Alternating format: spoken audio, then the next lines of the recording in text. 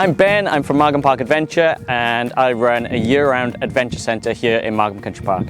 We deliver a wide range of activities from archery through to corporate team days where you can come with your team and get involved in some adventurous activities. We're open all year. Today it's sunny, but a lot of the time in Wales it is raining, but we're still here. You can come and hire an electric bike or a pedal go-kart and explore the 850 acres of the park. Or get on the water. Come and have a go of our new rowing boats, pedlos, canoes, stand-up paddleboards. We've got an adventure for everyone. Margam Park is one of our main tourist attractions, boasting over 800 acres of beautiful countryside, lakes, wildlife and lots more. So whether it's the natural beauty or adventure you want, come and see what Margam Park has to offer you. We've just been out on the water to show that this is the perfect destination for people who love the outdoors. Summer may be over, but there are plenty of activities and events going on here.